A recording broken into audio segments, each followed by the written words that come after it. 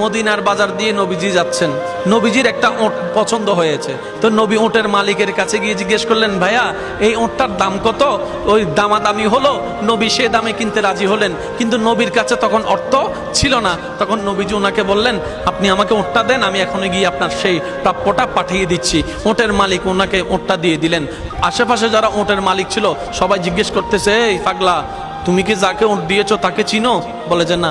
নাম জানো? বলে যে না। পরিচয় জানো? বলে যে না।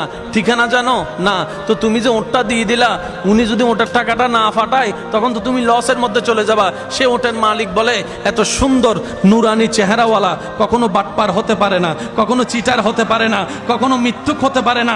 ওনার চেহারা দেখেই তো আমি ওট বিক্রি করার আগে মনটাই বিক্রি করে দিয়েছি, মনটাই বিক্রি করে দিয়েছি, মনটাই বিক্রি করে দিয়েছি। তোমরা যাই বলো, আমার মন বলে উনি আসবেই আসবে, টাকাটা পাঠাবে পাঠাবে। এই কথা বলতে না বলতে কিছুক্ষণ পরে নবীজির একজন সাহাবা এসে বলছেন, একটু আগে একজন ওট নিয়ে গিয়েছেন কাছ থেকে, ওটের মালিকটাকে একটু দেখতে চাই। উনি বলে যে আমার থেকে। তো উনি বললেন, আমাদের নবী আপনার থেকে ওটটা নিয়ে গিয়েছেন, ধরেন ওটের টাকাটাও দিয়েছেন, আপনাদের খাবার জন্য কিছু খেজুরও হাদিয়া পাঠিয়েছেন, খেজুরও হাদিয়া পাঠিয়েছেন। ওই ওটের মালিক বলে, ভাইয়া টাকাটাও রাখেন, খেজুরটাও রাখেন, আগে আমাকে ওনার কাছে নিয়ে যান। আমি ওট বিক্রি করি নাই, আমার দিলটাই বিক্রি করে দিয়েছি। ওনার চেহারা মোবারক দেখে আমার মনটাই পাল্টাই গিয়েছে, আমি কালিমা পড়ে মুসলমান হয়ে যেতে রাজি আছি। সুবহানাল্লাহ।